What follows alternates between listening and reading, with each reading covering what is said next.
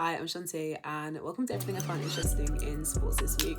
Gonna jump straight in with Usain Bolt having to tell IShow's Speed that he probably wouldn't beat Shelly-Ann Fraser-Pryce in a 100-meter dash, which, duh, she is a 10-time world champion, 2-time Olympic medalist. With a PB of 10.6. Like, what is it with this epidemic of men thinking they can beat a professional female athlete? Like, what's going on? Shelly-Ann Fraser-Pryce is an asset to athletics. She is like the queen of track and field. She's finally retired after decades in the sport at the age of 38. This was her last season.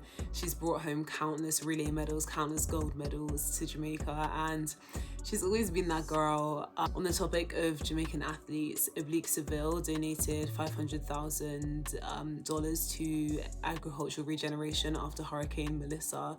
And Shelly-Ann Fraser-Pryce has a foundation called the Pocket Rocket, and her team have been delivering essential supplies all up the northern coast of Jamaica, so like mattresses, tarpaulins, essentials, food. Just wanted to highlight all of the work that athletes and their teams have been doing, giving back to the community. And I'm gonna pop like a little link so anyone who has a spare couple of dollars to donate, which would be beautiful. Carrying on the topic of athletics, British Athletics just released their world-class program athletes for the 2025-2026 year. Essentially a national funding by the National Lottery, and you've got all of your big names in there. You've got Jeremiah Azu, Zarnell Hughes, Daryl Nita, Dina Rasha Smith, Amber Annings, and all of the big names that you think of are in there, obviously. But there is one name that's missing, and I need to know why. Eugene Amadazi, he is the world's fastest accountant, probably what most people know him as. But he's the fastest man in Britain right now. He ran a 9.87 this summer, which was a European lead. It was his personal best, but he's the fastest man in Britain. Incredible athlete, and he is not on the world-class program, which is slightly confusing because the program is meant to support athletes and coaches who have proven or like the team believe will be able to perform on an international stage. So why is the fastest man in Britain not on that list? Please tell me. The 9.87, okay, I know each competition is different, but 9.87 would have got him bronze in the World Championships this summer. So it's a little interesting to know that he's on the same lines and on that same speed as like Oblique Seville, as Kashane Thompson, Noah Lyles, and he's not getting this recognition by our federation. If you look at Eugene's times, he has got faster and faster and faster each year. Granted, he's 33, but every athlete is different, and I don't think he's anywhere near his peak yet. He'll only be 36 by the time you get to the LA Olympics, and I think that he has that potential to perform, and it's a shame that he's not going to get that support from UK Athletics. But I'll be so real, this is not the first time that UK Athletics have dropped the ball. I throw javelin, so I remember this being like a big thing kind of in my circle and my coach is talking about it. In the Paris 2024 Olympics, UK Athletics didn't select a massive amount of throwers to represent UK in the Olympics. They said essentially they didn't want to send athletes that likely weren't going to make it out of their pool or weren't going to make it out of their heats because it's not adequately inspiring enough to the public. Which is insane, because what kind of message are you giving to younger athletes who are in the throws when you see people like Becca Walton? She's like 5-time national champion for javelin. She throws just under 60 meters. She's won every like major competition I can think of in the UK for the past however many years. And when you see someone of her caliber who can go head to head with world-class athletes and not getting chosen, even though she makes the Olympics qualifying measures, it sucks, and I don't think that it's a good kind of message to be pushing out to young athletes, because what pipeline dream can you have of like competing to your best, like making those standards just for your own federation to not believe in you enough to send you? So it's disappointing again on UK Athletics' behalf, and I wonder how many more times they can drop the ball. Track and field is gaining more momentum in the UK, as it rightly should. But specifically track, I know that we've got like some prominent faces, like specifically Molly Coldry and Jasmine Sawyers. I know Jasmine is changing over to the Pent now. We've got like Abby Paulett, like she's quite young and upcoming, but there are big names in track and there's a lot of hype around it, and in like the jumps there are as well, but I would love to see that translated, and I would love to see throwers given the same liberty and the same excitement that track stars are given. So That's my feedback to you, UK athletics. Chris Eubank Jr. and Conor Benn went head-to-head again.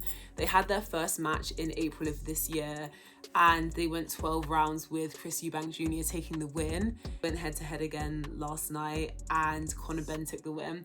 I love like the passion and the depth behind this rivalry that's going on. Their dads fought each other, they're carrying on the legacy, and this is what I'm here for. I feel like in the UK what we're missing is like this hype around sports, and I feel like this brought back like British boxing and like, you know, like creating this excitement around it. It was a great fight to watch. I was rooting for Eubank Jr., but I'm hoping there's going to be like a trilogy, there's going to be a third match in this to see who takes a real win, because I feel like, okay, fine, yeah, okay, Eubank Jr. won the first one, Conor Benn won the second one. I don't think that the second one holds more weight over the first one. I think if anything, you fought him now, so you know how he fights. You've got the upper hand.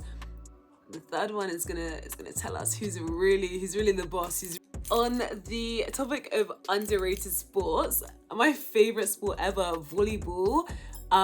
Essex Rebels, I love you. They had a record attendance of 653 people attending their double headliner this weekend. Both the men's and the women's team played Durham Palatinates at home. Essex have done what needs to be done with UK sports. They have an insane arena, they have a mascot, they have banners, they have halftime performances. So under Essex Rebels, there's a basketball team and there's a volleyball team, men's and women's in both.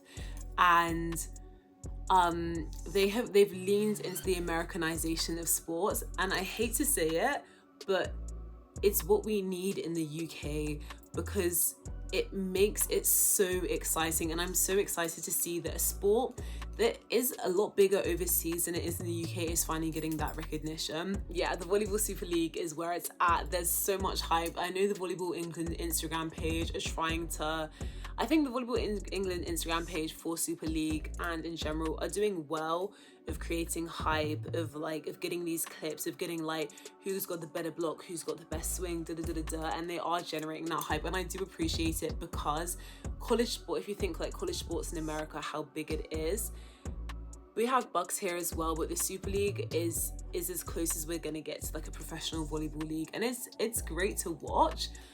Carrying on the volleyball topic, the Bello brothers are making history being the first male pair to compete in a world championship. They're currently in Australia now. The beach pairs tournament is from the 14th to the 19th of November. They got into the tournament via a FIVB wildcard, which is like the Federation of International Volleyball. And whatever, they made it into the tournament. They're there, they're going to represent Great Britain, so I'm excited to see, or England, sorry, so I'm excited to see how well they do. They're twins, they've trained in the UK, so we'll check back in next week and see where we're at with them. The LA Olympic schedule has just been released this week. I don't know if I'm hella type B, but that seems a little early to me because that's 3 years away, but anyway, it's out. Amazing! Athletics is going to span the entire of the Olympic Games. Yes. Women's 100 meters is going to open the Olympics Games. Yes. All 3 rounds of the women's 100 meters is going to be run on the same day. What do you mean? The women 100 meter sprinters are going to have to run heats, semis, finals, all in one day. This is insanity to me, and I do not know how this would love to know how this came into fruition and how this happened. We've been waiting for the women's 100 and 200 meter world record to fall. There are amazing rivalries going on at the moment in like the women's sprints in the 100 and 200 meters, and the same in the men's 100 and 200 meters. But when the men are going to be allowed to run over the traditional 2 days, so they're going to be able to recoup, they're going to be able to rest, and they're going to be able to go in and give it their best in the final rounds, and the women aren't, because they're running it all on the same day. When we see, hoping, fingers crossed, when we see world records fall, or we see massive personal bests in the men's, but not in the women's, because they're going to be fatigued or they're going to be injured, it's going to feed into this narrative that women's sports isn't as interesting as men's sports. It's not as flashy. It's not as successful. It's not reaping as many rewards, and it's not reaping as many results. But really, it's because it's unequal. Like, they've given the men a longer to rest, the traditional 2 days, and the women are going to be shoved into one. So for me, I'm not seeing it as a positive personally. I know Dina Asher Smith is on her Zoom. She's excited to open the games, and as she should be. It's going to be a great feat. I'm excited for it, but I do think in the bigger scope of things, I don't think it's necessarily a plus, but we'll see how it goes. I'm hella excited. I'm backing Sharika Jackson to break the 200-meter women's world record. I thought that she was going to be able to do it last Olympics, but obviously she pulled out due to an injury. So I'm waiting. Her time is now. I'm excited for it to happen. On the topic of world records and world record holders, I met Faith Kipyegon on the Fifth Avenue Nike store in New York City, and I crashed out. I was looking at shorts, and I looked to my side, just something catches my eye, and I look, I'm like, oh, they look familiar. I do a double take, and I'm like, wait, that looks like Faith Kipyegon. I dislocate my leg, I look around like this, and I confirm, and I'm like, shit. Obviously, Faith Kipyegon is a world-class athlete, world record holder, world record breaker, double Olympic champion, female athlete of the year, you name it, she's got it under her belt. Like, she's the it girl, she's the ultimate girl, like, or woman, sorry. And yeah, she's amazing. So anyway, obviously, because of that, she's sponsored by Nike, so she's got like a Nike worker with her, like holding her thing, like collecting all the things that she's gonna take home from the store. So I asked the Nike worker, can I talk to her, please? Like, can I talk to her? And she asked Faith's like, yeah. And me, I speak a little bit of Swahili in it, so I'm like, Jambo, like nakupenda sana, and I'm shaking, tears in my eyes, like I can barely get any words out, but I'm just like, I love you so much, you're such an inspiration, you're amazing. Like, I needed her to know what an incredible athlete she is and how appreciated she is. And I do think that she felt a little bit awkward, I'm gonna be so real, but she gave me a hug. We went away. I was crying down the streets of New York. Speaking of Kenyan athletes, Eliud Kipchoge, who is like, maybe like a 2-time Olympic champion, something like that, and marathon record connoisseur. He just got his award for running all of the big 6 marathons. So he got it in the New York Marathon a couple of weeks ago. London, New York, Berlin, Chicago, Boston, and Tokyo, they're the big ones. And he's completed all of them. Love that for him. He's known for doing the first ever sub 2-hour marathon. It's an unofficial record because something to do with the course, but he has like a legit world record for 2 hours and 1 minute. So you already know he's the GOAT, he's that guy. But I always love watching marathon videos and seeing people so happy when they cross the line. We had a Brit come fourth in the New York Marathon, Patrick Diva. And we also have a good marathon team for Great Britain. And these guys are just correct, like insane. And the speeds that marathon runners keep, this pace, insane. I'm in awe of them. But yeah, I think that basically wraps up everything I found interesting in sports this week. But we'll be back again next week. See y'all then.